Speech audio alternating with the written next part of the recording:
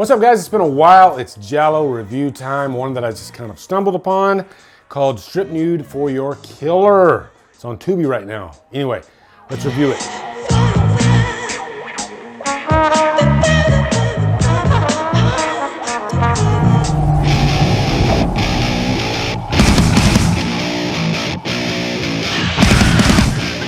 Strip Nude for Your Killer stars Edwige Fenech, Nino Castelnuovo, and is directed by Andrea Bianchi. What's up, guys? It's a good day. I get to review another Giallo movie. This is 1975's Strip Nude for Your Killer. And the big bonus here is that it stars the Giallo goddess, Edwige Fenech. And I've reviewed, I think I've reviewed one or two of her movies before. Strange Vice of Mrs. Ward is definitely one that you must check out. Really good. But this one I was quite impressed by how unique, because if you watch Giallo movies, and I've watched quite a few of them now, at least, I'd say maybe 20 of them, most of the time the killer's kind of the same type deal, right? It's usually like this guy in a black trench coat, he's got black gloves, and you know, kind of like the man in black from Halloween 5. But this was refreshing because at first I thought that's what the killer was gonna be, but it's actually a killer in a motorcycle getup, and they have a motorcycle helmet. And it's just a unique approach. You know, anytime you give me some variety in a killer, something unique, something different, then that's definitely a step forward. But also, this one involves a modeling agency. So the killer has ties with this agency, and there was this abortion at the beginning of the movie because somebody was trying to just get rid of one of the models. They got her pregnant, and they were trying to get her to have an abortion, and even further, trying to kill her. Obviously, this killer has ties to that, and they want revenge. And that is pretty much your sandbox here. The whole movie pretty much revolves around that. I'm trying to remember if there's even like a detective, because usually in these movies, there's always a detective after the first murder that comes on scene, which I think there was. You got an interesting group of characters here. You got this woman who owns the agency, her and her husband. The husband is a pretty portly guy, and he is cheating on his wife with one of the models. So I think what the director does well here, and the writer, is they plant all these red herrings along the way. Ooh, it could be that person. Ooh, it could be that person. There's even times where you like wonder, maybe it's Edwige Fenech. She plays the character Magda. She is a photographer who works alongside this guy, Carlo.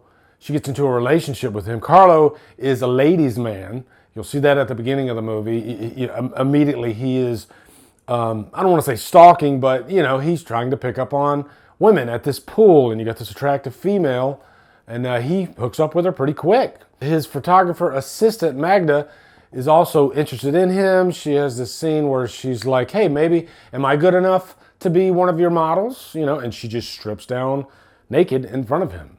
And it doesn't hurt that it's Edwige Fenech. She usually has a long, beautiful mane of hair, but in this movie, she chose for a more of a crop top. She got it nice and short, kind of like what Demi Moore had in Ghost.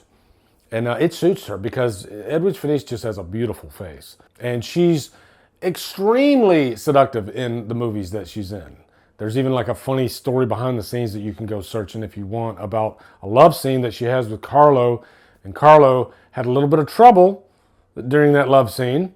You know, if you put two and two together, you could probably get where I'm going with this. But it was kind of a funny story. Now, this movie does have this kind of weird goof. There's a scene where the fat guy, he's trying to get it on with his mistress, has a little bit of trouble. Eventually, he has a blow-up doll, which is hilarious. Like, where did that come? Only in a Giallo movie will you see a freaking blow-up doll pop up. Or maybe an Eli Roth movie or something like that. But as he's walking by, because there's kind of a killer stalking scene, in the mirror, you see the camera crew. And it was something that I just kind of caught me off guard, and I had to like rewind and then play again, because I was just like, wow, is that, yeah, literally that's the camera crew. It's not something that you see that often in a movie, but I mean, this is the first time I watched the movie, and boom, it's right there in the mirror, and they don't care. We got shots to take, and we got to get through the day. Now, let's talk about the killer in this movie. I kind of touched on it earlier, that the killer has like a motorcycle helmet, get up, you know, whole outfit and everything. I loved the way the killer was in this movie. And you know what? It's an older movie, so I can talk a little bit of spoilers without actually giving you the reveal. But when you watch this movie, when you watch the killer's body, you kind of can tell that it's a woman. I know you're like, oh my God, Lee, you're spoiling it. But I guarantee you the first time you see the killer in this movie, you're going to be like, that's a woman's body. I mean, a woman and a man have a different body. And that's definitely a woman's body, you know, a model's body even. So for them to have a woman portraying a killer in a movie, if there was a man revealed at the end of the movie, why in the hell would they ever do that for the entire movie?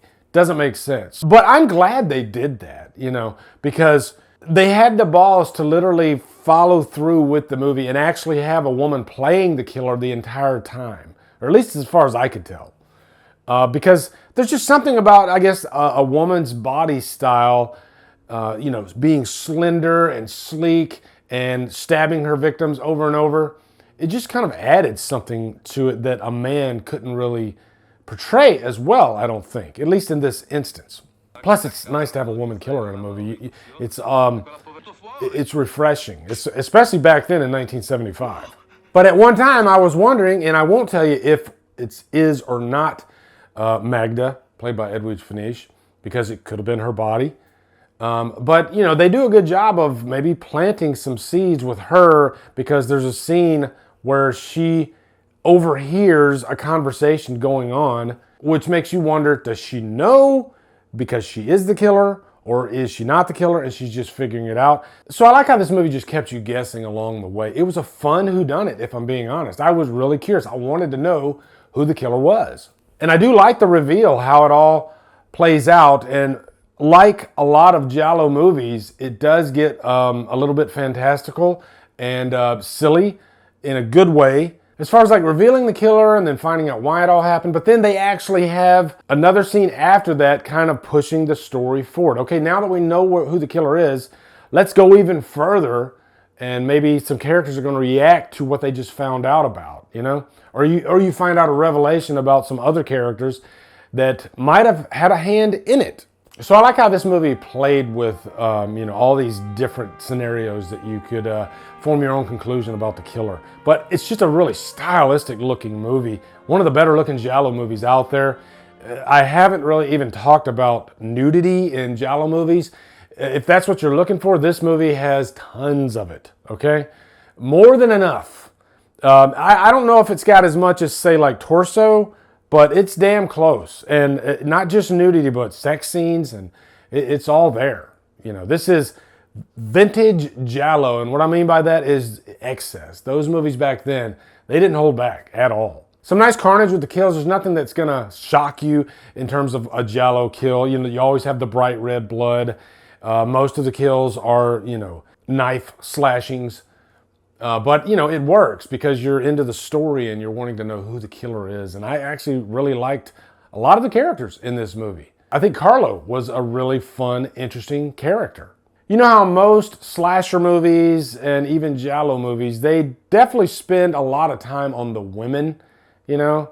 That's kind of the focus. They know who their bread and butter audience is with young men.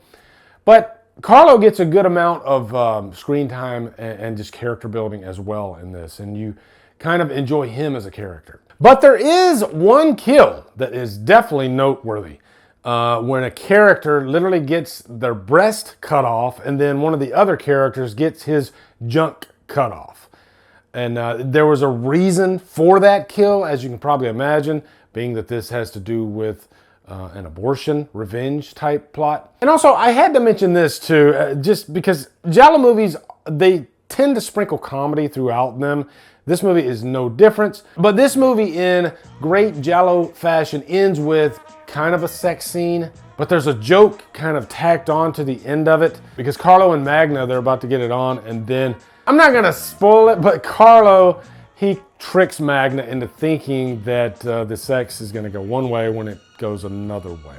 And I got a chuckle out of it. Definitely giving this a high purchase worthy. I had a fun ass time with Strip Nude for Your Killer. Definitely gonna buy the Arrow Blu-ray, which is out of print, I think. The cheapest I could find it was like 40 bucks, which isn't too bad. So I'll probably pick that up. But definitely definitely jump on this one when you get a chance. It's on Tubi right now, so you can watch it for free. Also, be sure to come over to Killer Flicks, where we talk horror all day and every day. And on Fridays, we do Free for Fridays. Follow me at Drumdums and on my social, support me on Patreon, buy me a coffee. You know, guys, thank you so much for watching. Have a good day. Drumdum out.